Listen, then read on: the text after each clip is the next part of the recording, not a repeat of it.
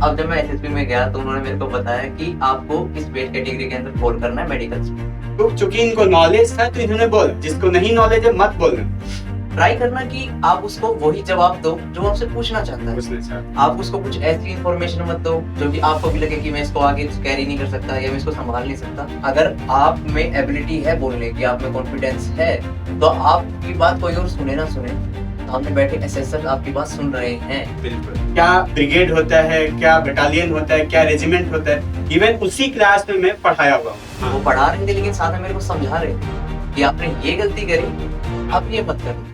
जय Hind dear aspirants, मैं आप सभी का खान ग्लोबल स्टडीज के डिफेंस चैनल पर स्वागत करता हूं।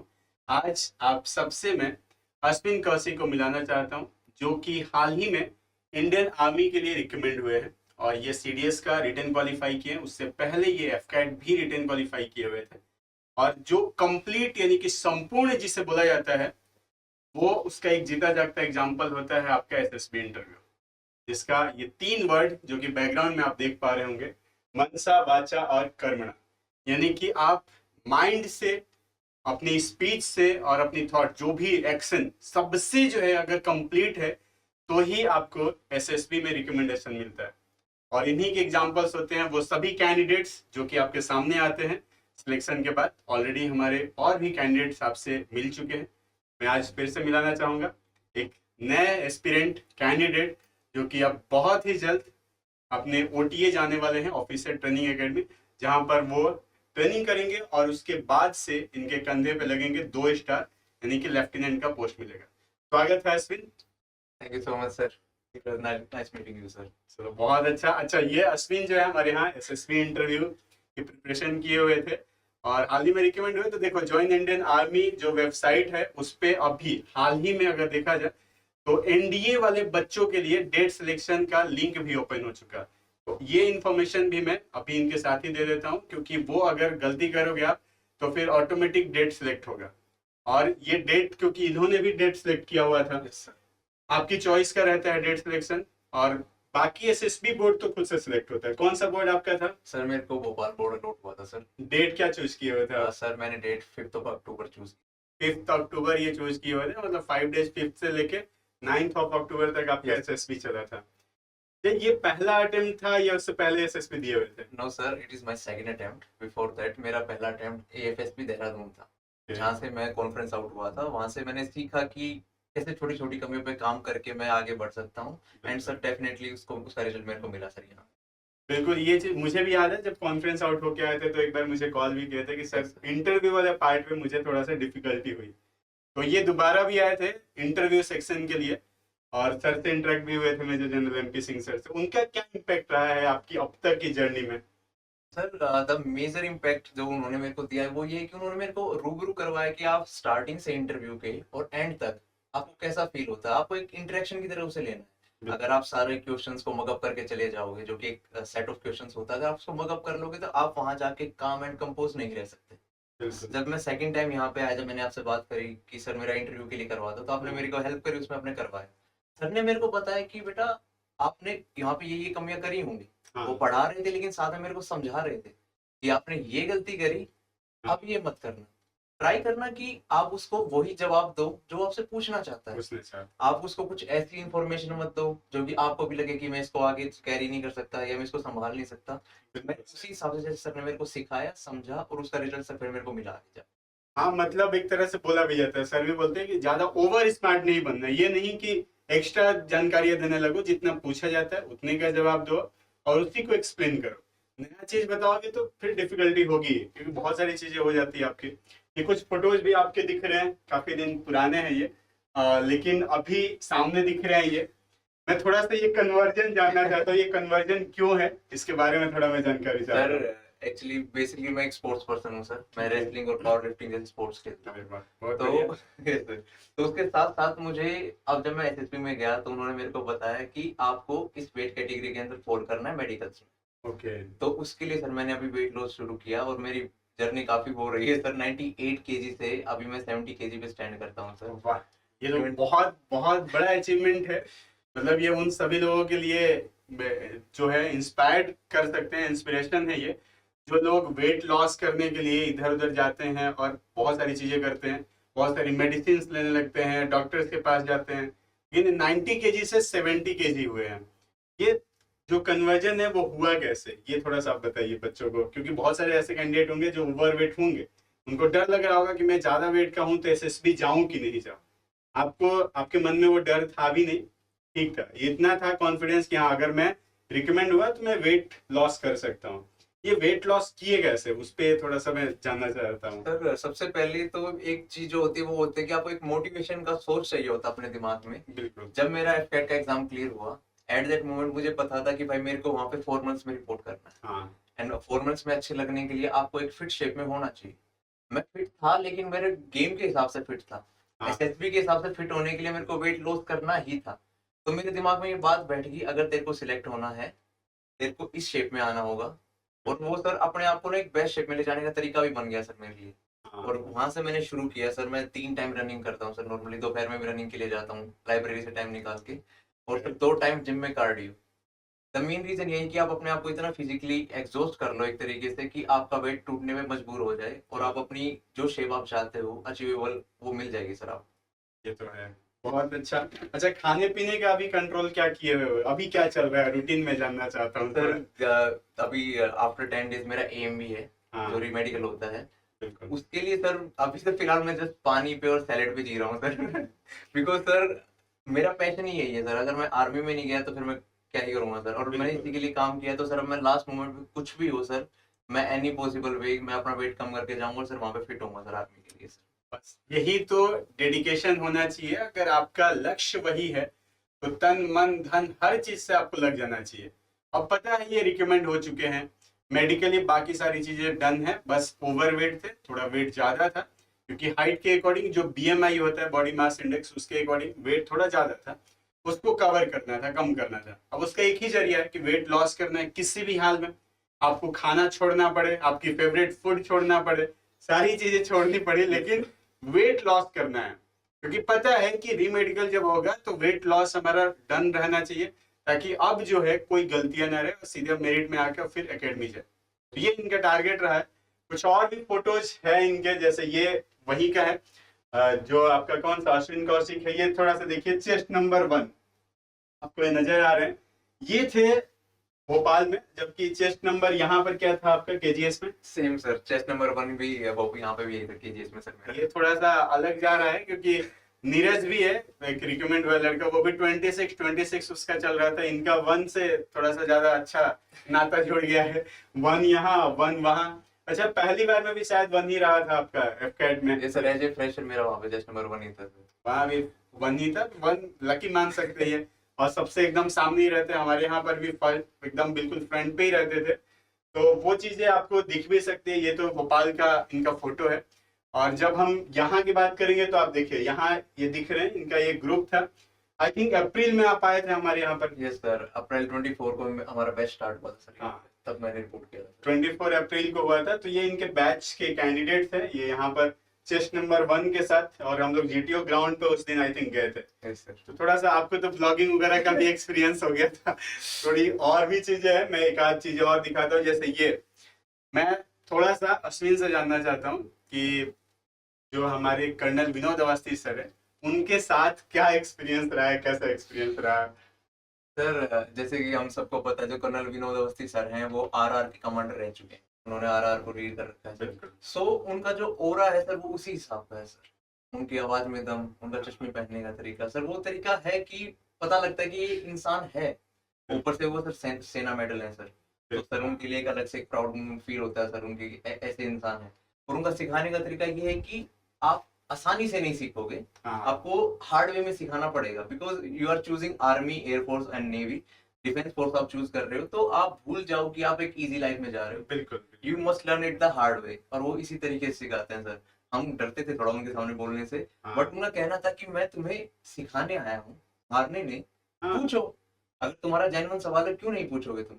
अगर तुम्हें लग रहा है कि तुम खुद ही सिली क्वेश्चन पूछने वाले हो तो चुप हो जाओ। चुप हो जाओ। उनका साफ था कि तुम मेरे से सवाल पूछो, मैं तुम्हें उसका जवाब एग्जैक्ट वे में दूंगा, हाँ। जो तुम जानना चाहते हो तुम्हें वही सिखाऊंगा।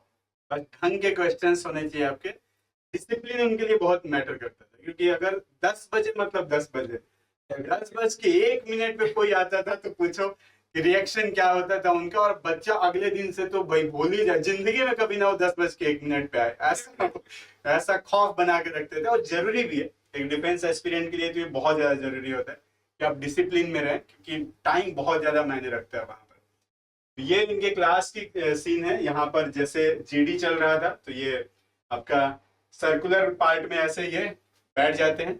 और देखो इधर देख रहे होगे आप, स्माइल भी ये कर रहे हैं, लेकिन तभी स्माइल किए हैं जब सर इनको नहीं देख रहे हैं। डर तो बना रहता था। फिर और भी कुछ है, जैसे ये हम लोग जब जीटीओ ग्राउंड जब जा रहे थे, तब ये बस का सीन है। बस में सारे कैंडिडेट थे, मैं वहाँ कैमरामैन बना हुआ था इन लोगों के लिए। तो अब देखते हैं अभी।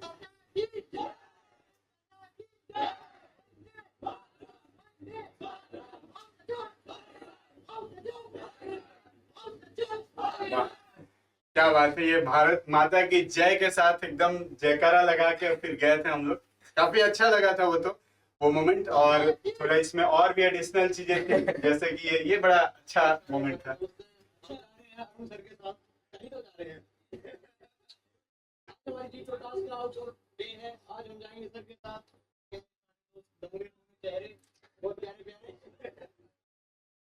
देखो ये सारी चीजें जो है, ये कॉन्फिडेंस आपका दिखाता है कि आप कितने कॉन्फिडेंट हो। सोचो अब सब चेहरे जो है बिल्कुल मैं थे, जैसे ये अभी इलेक्शन का वोट मांग के गए।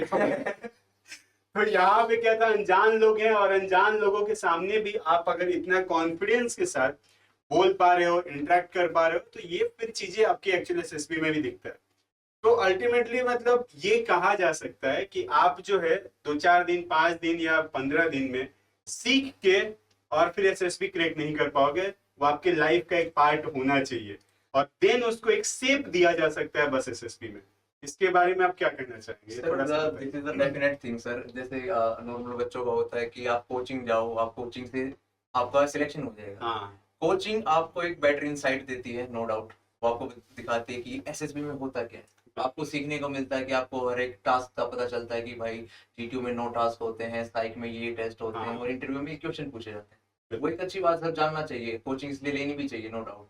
बट अगर आपका लाइफ का वे ही वैसा नहीं है, आपको सुबह उठना पसंद नहीं है, आपको डिसिप्लिन अच्छा नहीं लगता, आपको बोलने का तरीका नहीं है, आपको स्टेज फियर है, या फिर आपके अंदर कॉन्फिडेंस की कमी है, हाँ, तो ये चीजें आपको कोचिंग नहीं दे सकती। कोचिंग आपको एक तरीका दे देगी कि हाँ ऐसे आप कॉन्फिडेंस बिल्ड कर सकते हो, जीटीओ में आप ऐसे टास्क सोल्व कर सकते हो।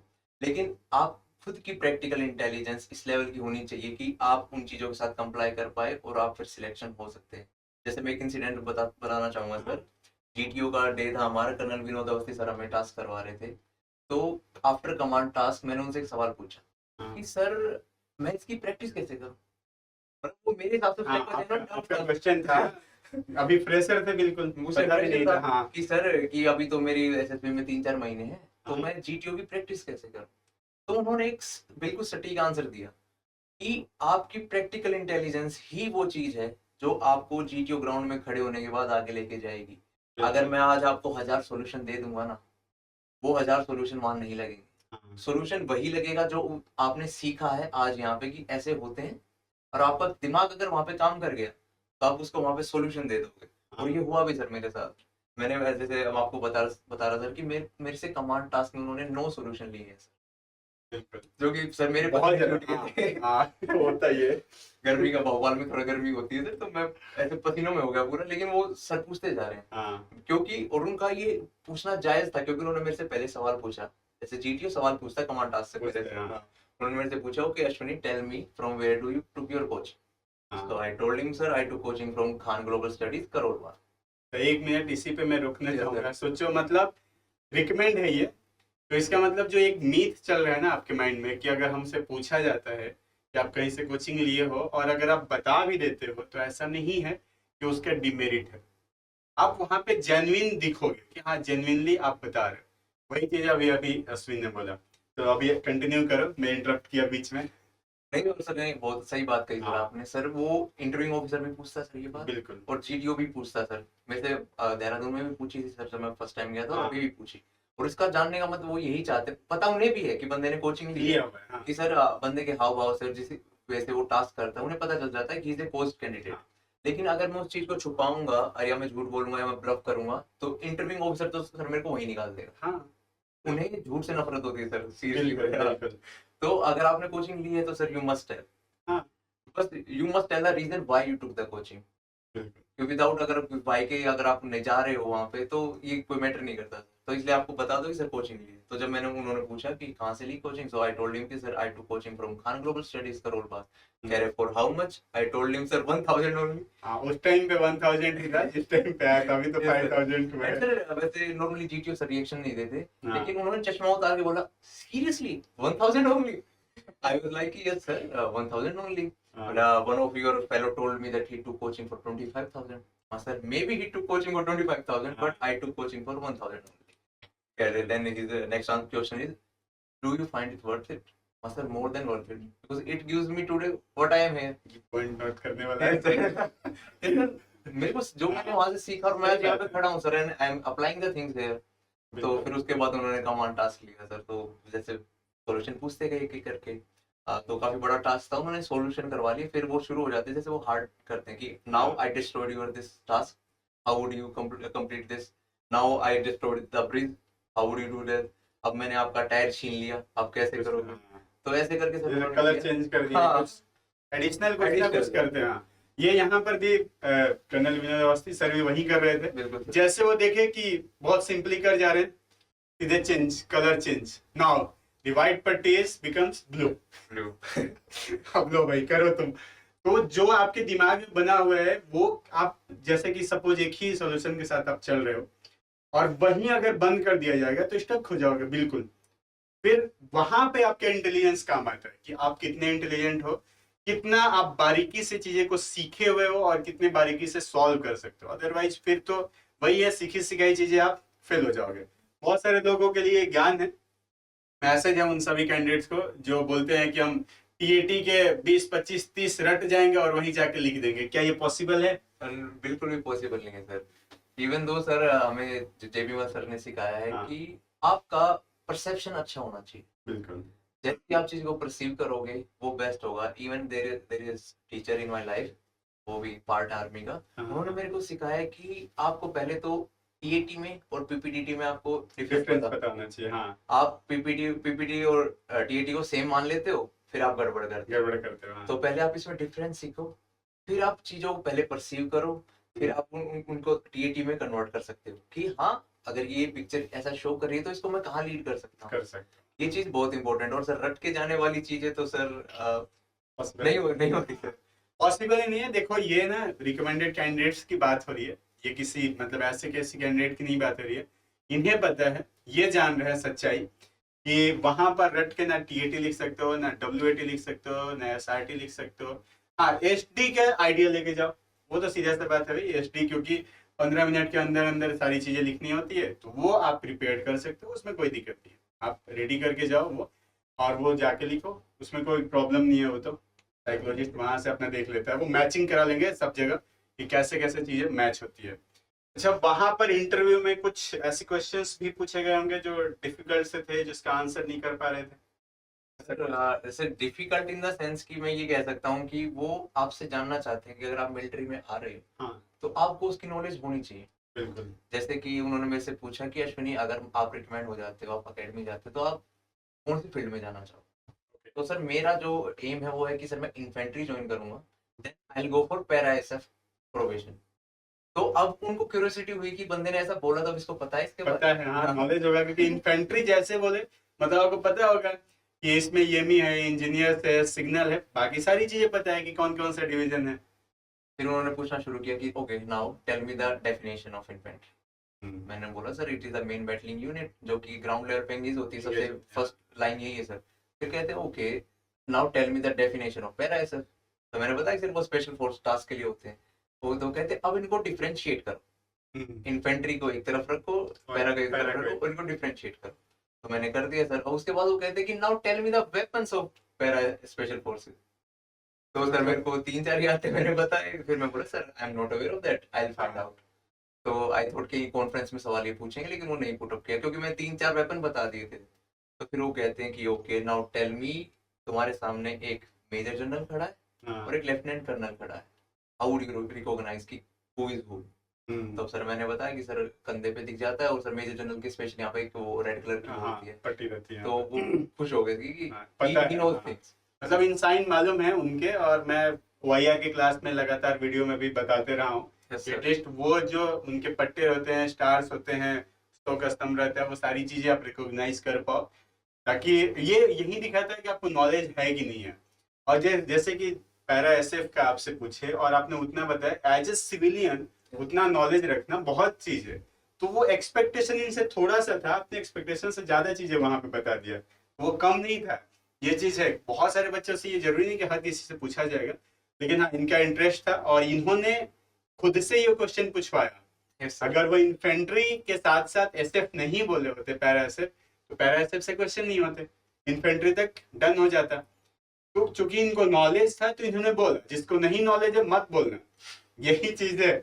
बोलोगे तो फिर प्रॉब्लम आपको होगी, और वो प्रॉब्लम फिर झेलने के लिए तैयार रहना है, ये ज्यादा रहता है। अच्छा, कॉन्फ्रेंस के टाइम पर सर या कॉन्फ्रेंस कैसा रहा वो काफी एक्सपीरियंस? इंटरेस्टिंग था सर वो मेरे टेस्ट लिए। नंबर 1 कॉन्फ्रेंस देने जा रहा है। यस सर, चेस्ट नंबर 1 सबसे पहले बिठा दिया मेरे को बाहर की, ओके बोला तुम्हारा सामने एक साइन बोर्ड है, वहाँ पे आपका चेस्ट नंबर होगा, अनाउंस होगा, हाँ। आपको फिर अंदर जाना है। तो सर अभी मेरा वेटिंग पीरियड चल रहा है सर, 15-20 मिनट हो चुके हैं सर, मैं वेट कर रहा हूँ, डिस्कशन चल रहा है डिस्कशन अंदर। चल रहा है अंदर। अब आई डोंट नो, आइडिया नहीं है कि मैं डाउटफुल केस था क्या था, लेकिन हाँ। स्टिल आई कैन से कि एक तो मेरा इंटरव्यू सर प्रेसिडेंट ने लिया था, तो और ऊपर से कॉन्फ्रेंस के मार्क्स भी प्रेसिडेंट के पास होते हैं, होते हैं हाँ। तो ये कई फैक्टर्स हैं जो इसमें काम करते हैं। तो आई वाज वेटिंग वेरी ईगरली कि अब मेरा नंबर आएगा। देन सर मेरा चेस्ट नंबर अनाउंस हुआ, मैं अंदर गया। अंदर जाते ही मैंने जस्ट गुड मॉर्निंग विश किया, तो जो प्रेसिडेंट की साइड में एडिशनल आईओ बैठे थे, उन्होंने बैठते ही सवाल शुरू कर दिए हाँ। आपकी एजुकेशन से रिलेटेड कि Ashwini you have completed your graduation in 2021, after that आपने क्या किया? मैं sir I just completed my master of arts in economics. Okay, कैसे किया, कहाँ से किया? वो probing question these are sir. बिल्कुल हाँ। After that they asked me कि आपने स्पोर्ट्स में पहले इतना अच्छा किया, फिर आपने बीच में गैप लिया, फिर आपने खेला, ऐसा गैप क्यों? हाँ। सो आई टोल्ड हिम कि sir I have a back injury that time, तो मैं रिकवर कर रहा था। तो then he probe more sir कि इंजेक्शन का नाम बताओ, डॉक्टर का नाम बताओ, कब कौन सी दवाई ली, कहाँ ली। तो उन्होंने जो जो पूछा सर, मैंने मेरा बस ये था कि वो सवाल पूछेंगे, मुझे बस मेरा कॉन्फिडेंस हाँ। लूज नहीं करना। बिल्कुल। मैं रेसलिंग करता हूँ सर, तो उन्होंने जो एक ऑर्गेनाइजिंग एबिलिटी का सवाल पूछा कि you have to organise a wrestling team from your village for a competition, you have to tell me the procedure from starting to till the end. तो सर अब मैंने रेसलिंग खेली है, तो इसलिए मैं बता पाया हाँ, सर, अगर मैं सीधा ब्लफ करता तो नहीं हो पाता सर। अगर यही चीज है जो ब्लफ करेंगे उनके लिए दिक्कत हो सकती है।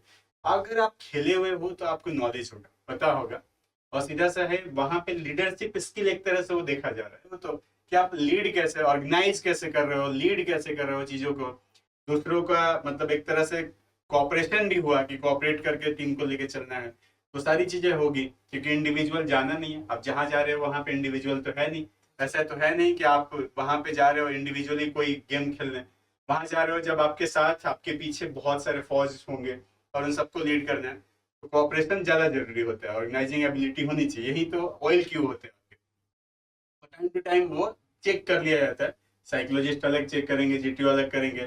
तो इंटरव्यूइंग ऑफिसर इंटरव्यू में ये बैक इंजरी से रिलेटेड नहीं पूछे थे?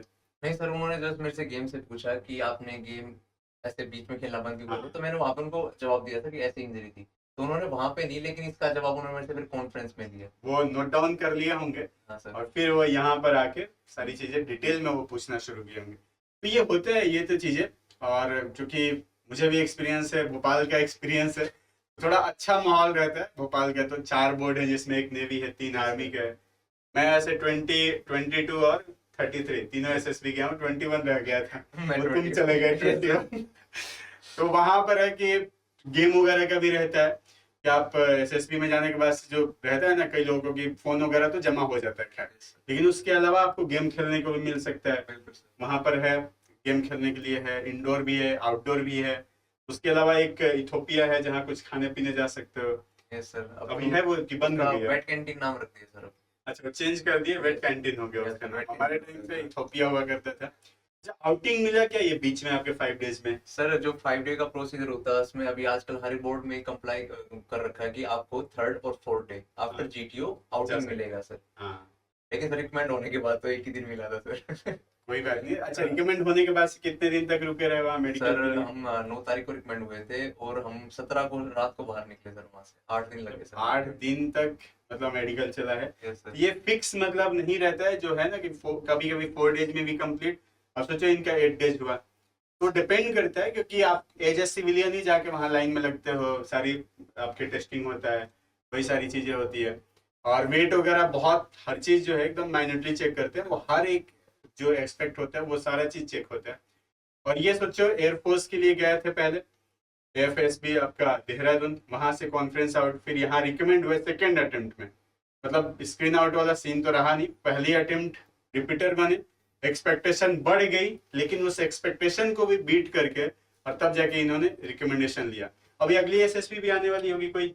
यस सर, अभी मेरी देहरादून में एफएसपी है सर दोबारा, इससे 9 दिसंबर को सर। चलो 9 दिसंबर, मतलब बहुत पास ही है, तो तैयारी चल रही है उसकी। Yes sir, weight lose journey के साथ साथ उसकी भी तैयारी कर रहा हूँ सर।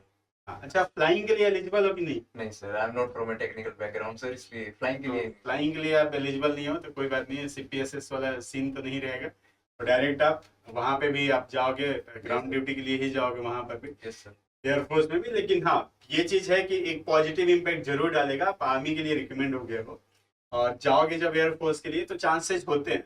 थोड़ा सा मैं ये जानना चाहता हूँ, रिपोर्टिंग कितनी थी फर्स्ट डे भोपाल में? सर रिपोर्टिंग हमारी भोपाल में 5 तारीख को सर अराउंड 50 बच्चों की हुई थी सर। तो सीडीएस एंट्री के लिए 50 की ही रिपोर्टिंग हुई थी। हाँ yes sir, because sir batches ही 56-57 बच्चों के बने जब डेट सिलेक्शन लिंक आया सर। हाँ क्योंकि सर इतने बच्चों के एग्जाम क्लियर नहीं हुए थे, काफी कम रेशो था, तो रिपोर्टिंग हर जगह हर बोर्ड में जितनी बार कमी भी था, हाँ। कमी हुई है सर। आउट ऑफ 50 सर 30 बच्चे स्क्रीनिंग 30 बचे हुए, मतलब रेशियो बहुत अच्छा है, तो Yes, 60% सीधे। Yes sir. और after that sir even recommendation का रेशो भी काफी अच्छा रहा सर। हम आउट ऑफ 30 सर हम 8 बच्चे रिकमेंड 8 रिकमेंड हुए, बढ़िया है। मतलब स्टार्ट से अगर देखा जाए तो 16% रिकमेंड हुए हैं, 100 में से 16%, जो बहुत ज्यादा होता है, बहुत बड़ी वैल्यू है। नहीं तो होता ये था कि 200 की कॉलिंग, उसमें से 2 रिकमेंड, 3 रिकमेंड, कभी कभी एक भी नहीं, कभी 5 रिकमेंड, तो ये चीजें चलती है। ये तो अच्छा था। तो इसमें से 8 में से फ्रेशर भी था कोई? 8 में से सर 2 बच्चे फ्रेशर थे सर, 2 पीआर थे जो प्रीवियसली प्रीवियसली रिकमेंडेड थे, रिकमेंडेड। और सर बाकी हम रिपीटर्स थे सर। चलो, मतलब कॉम्बिनेशन था, फ्रेशर भी थे वहाँ, रिपीटर भी थे, और प्रीवियसली रिकमेंडेड है, जिस कैटेगरी में आप ये भी आ चुके हैं, तो इनसे भी डरेंगे अगले वाले पर। तो अच्छा, ये बताओ, स्क्रीनिंग वाला थोड़ा सा ना बहुत सारे बच्चों के माइंड में रहता है कि वो एक क्वेश्चन भी मेरे से लगातार बच्चे पूछ लेते हैं कि अगर फिश मार्केट बन गया तो क्या करें? ऐसा क्या लगता है आपको? थोड़ा सा आइडिया मैं जानना चाहता हूँ कि आपको क्या लगेगा कि उस टाइम पे क्या कर सकते हो। Sir the main thing is कि आपने नरेशन अपनी अच्छे से दी है, ठीक है। आपने ओआईआर में भी अच्छा किया, अपने स्टोरी भी ठीक थी। फिश मार्केट तभी बनेगा जब आपके थॉट्स क्लियर नहीं होंगे। हाँ। अगर आप में एबिलिटी है बोलने की, आप में कॉन्फिडेंस है, तो आपकी बात कोई और सुने ना सुने, सामने बैठे असेसर आपकी बात सुन रहे हैं। बिल्कुल। तो ये फिश मार्केट वाला सर कॉन्सेप्ट बनता है सर, नो डाउट। रिपीटर्स में तो सर ये मोस्ट कॉमन है सर। होता है, हाँ। इतना भी हो जाता है कि सर ग्रुप्स को डिवाइड हाँ यस सर, एक ग्रुप को 2 बार डिवाइड करना पड़ जाता है। हाँ। बट सर अगर आपकी स्टोरी अच्छी है, स्टोरी लाइन आपने अच्छी बनाई है, नरेशन अच्छी थी, तो आप अपने वर्ड्स को बोल दो, असेसर्स ने आपको सुन लिया तो वो आपको स्क्रीनिंग कर लेंगे। अगर और ऊपर से अगर आपकी आवाज में दम है, आपका कॉन्फिडेंस बिल्ड है, आपकी नॉलेज अच्छी है, तो जो सामने बैठे लोग हैं वो भी आपकी बात सुनेंगे सर। बिल्कुल, ये तो है। मतलब देखो, जो एक्सक्यूज देते हो ना, जो स्क्रीन आउट होके आते हो और आके एक्सक्यूज देते हो कि सर फिश मार्केट बन गया था, एक्सक्यूज देना बंद करो और अपनी चीजों पे काम करो। सीधा सा बात है, आपसे बार बार यहाँ पे जो भी क्लासेस बच्चे किए हैं उनको हर ऐसे सर बोले हैं कि आप अपने नरेशन पे फोकस करो। नरेशन बहुत अच्छा होना चाहिए। स्टोरी कैसे लिखे हो से ज्यादा मैटर करता है कि नरेट कैसे कर रहे हो। उसके अलावा आपका OIR, मैं पढ़ाता हूँ, बार बार बोलता हूँ, OIR 1 लाने की कोशिश करो, नहीं तो 2, यानी कि 90% नहीं तो 80% स्कोर तो करो OIR में। क्योंकि OIR repeater, as a repeater जब जाओगे ना, OIR आपका अगर 3 रहा, 4 रहा, तो कंसिडरेशन थोड़ा बहुत कम रहता है। मतलब उसके लिए बहुत एक्स्ट्रा ऑर्डिनरी आपको नरेशन और जीडी में करना पड़ेगा, तब कहीं जाके हो पाएगा। अच्छा, थोड़ा सा, क्योंकि हम लोग क्लास में भी पढ़े, इवन ऑनलाइन भी क्लासेज में आपने क्लास वगैरह लिया, तो ये जानना चाहता हूँ, बहुत सारे बच्चों को होता है, दिमाग में चलता है कि OIR एनफ है कि नहीं है, क्या अरुण सर जो पढ़ा रहे हैं उससे हो जाएगा कि नहीं हो जाएगा। उसका थोड़ा 2 बार एक्सपीरियंस हो गया, स्क्रीनिंग हुए हो। मैं थोड़ा वो जानना चाहता हूँ क्या एक्सपीरियंस रहा, क्लास का इम्पैक्ट कितना पड़ा OIR का आपके लाइफ में? सर एसएसबी के पूरे प्रोसीजर में OIR is the only test जहाँ पे आपकी इंटेलिजेंस देखी जाती है प्रॉपर तरीके से। बिल्कुल। बाकी जगह आपका लाइफस्टाइल बाकी चीजें मेजर होती है, लेकिन इंटेलिजेंस देखी जाती है OIR। तो जब जैसे आपका एक मेथड है सर, आप हमेशा क्लास में करवाते हैं, जो हमें शुरू में थोड़ा अजीब लगा लेकिन वो काम किया हाँ। हमारे लिए। जो सर करते हैं कि वो आप आएंगे, आपको पहले एक ब्लैंक दे देंगे शीट, ये आपको OIR में अभी आपको कुछ नहीं पढ़ा रहा, पहले आप अपने दिमाग से करो।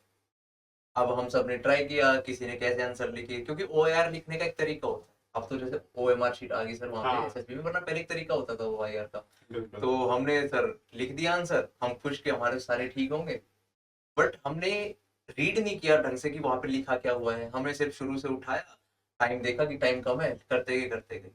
फिर सर ने हमें सिखाया, थोड़ा सा हल्का सा बताया, और फिर दोबारा OIR लिया हमारा। तो हमारे जो मार्क्स का डिफरेंस था सर, मेरे फर्स्ट टाइम 38 थे आउट ऑफ 50, नेक्स्ट टाइम मेरे 46 हो गए। मैं OIR 1 में चला गया सर डायरेक्ट, सर OIR 3 से सर। ये डिफरेंस है सर का तरीका है सिखाने का। और जो एक क्वेरी सर जैसे आप बता रहे थे कि इनफ है या नहीं है, हाँ। सर जो करवाते हैं OIR, उससे अलावा कुछ नहीं आता, ये सच्चाई है।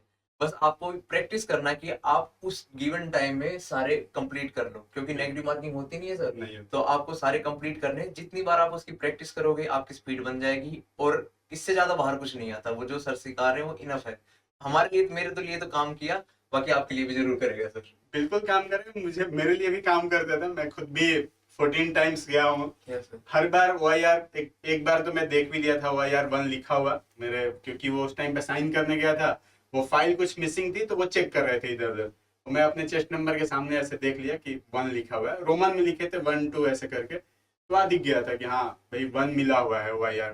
और वो इवन सिर्फ स्टेज 1 नहीं, स्टेज 2 यानी कि कॉन्फ्रेंस के टाइम पर भी आपका OIR कंसिडर होता है। तो सोच लो, मतलब ये हल्के में नहीं लेना है जो OIR हो रहा है। ऑलरेडी उसी के लिए मैं बहुत मेहनत करके और आप लोगों के लिए पढ़ा भी रहा हूँ। और बाकी ये जो गन वगैरह है या इन्फेंट्री है, क्या ब्रिगेड होता है, क्या बटालियन होता है, क्या रेजिमेंट होता है, इवन उसी क्लास में मैं पढ़ाया हुआ हूँ। तो अगर वो सब जानना है तो आप OIR की क्लास देखो। OIR के साथ साथ एडिशनल चीजें बता रहा हूँ मैं, और वो इन्हीं बच्चों से मुझे और ज्यादा मिलता है, क्योंकि मेरा खुद का एक्सपीरियंस अलग रहा है, पहले का रहा है, लेटेस्ट में ये लोग जा रहे हैं। तो इनसे ही मैं सीखता हूँ कि और क्या क्या चीजें मैं बता दूं ताकि आगे जाने वाले कैंडिडेट्स के लिए वो बेनिफिशियल हो जाए। जैसे मैं बीच में वो वहां पे परमवीर चक्र वाले लोगों की कहानियां बताया, काफी इंटरेस्टिंग मुझे भी लगा पढ़ के, क्योंकि मैं अपने टाइम पे उतना ज्यादा नहीं जानता था जितना कि मैं पढ़ाने के लिए वो किया। और वो बहुत सारे बच्चे बोले कि सर और ऐड कीजिए, कुछ नया ऐड कीजिए। फिर यहाँ military exercise I. Yes sir. अब उसमें क्या होता है कि कुछ ना कुछ डिफेंस से रिलेटेड चीजें एडिशनली ऐड होते चला जाता है। जो पहले रिकमेंड हुए उन्होंने भी कुछ ना कुछ बताया, अश्विनी ने भी बताया कुछ कुछ, और वो चीजें आगे क्लास में मैं जरूर ऐड करूंगा। अपनी तरफ से मैं खुद कोशिश कर रहा हूँ, लेकिन मैक्सिमम समझो कि 80% आपको करना है। 20% तो हम लोग कर रहे हैं, बट 80% आपको करना होगा, तभी आप यहाँ पे आके खड़े होगे और इस तरह से वीडियो भी बन पाएगी आपकी, और आप ज्ञान भी दे पाएंगे। सीधा सा बात, ये बड़ा रेयर मौका मिलता है।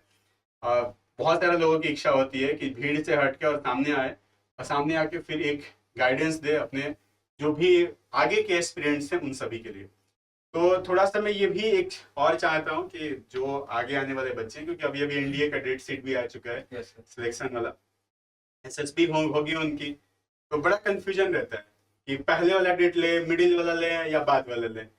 ये कुछ मैटर करता है सर द थिंग इज कि अगर आप आज सबसे पहली डेट ले रहे हो या आप हाँ। 1 महीने बाद की डेट ले रहे हो, आपकी पर्सनैलिटी तो वही रहेगी सर। बिल्कुल। और एसएसबी टेस्ट ही पर्सनैलिटी का है सर।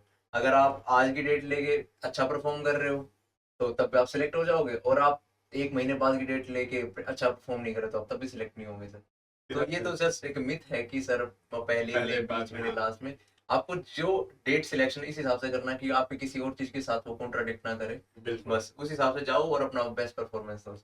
हाँ, अगर सीधा सा बात है, अगर प्रिपरेशन किए हुए आप, जो बच्चा SSB का कोचिंग नहीं लिया, अच्छा कोचिंग इंपॉर्टेंस है कि नहीं, ये मैं थोड़ा सा जानना चाहता हूँ, क्योंकि आपने पहला अटेम्प्ट भी किया था, उससे पहले भी कोचिंग उससे पहले ही ले लिए थे। तो बिना कोचिंग का गए होते और ये कोचिंग के बाद गए, तो आपको क्या लग रहा है, कोचिंग इंपॉर्टेंस रखता है कि नहीं? सर मैं मेरी लाइफ में तो डेफिनेटली कहूंगा सर इम्पोर्टेंस है सर इसकी, क्योंकि सर मुझे सीखने को मिला सर, और मैं उसने मेरे लिए काम भी किया सर। अगर मैं ऐसा होता है कि बिना कोचिंग गया होता तो शायद मैं ये बात ना बोलता सर। मैंने कोचिंग ली, वो मेरे काम आई सर। जैसे अभी तीनों अगर टेक्निक्स को देखा जाए सर, इंटरव्यू आपका, जीटीओ आपका, और आपका सर ये सही, साइकिल्स, हाँ। तो इन तीनों में सर मेरे को एक ट्रिपल सी का कॉन्सेप्ट पता चला सर।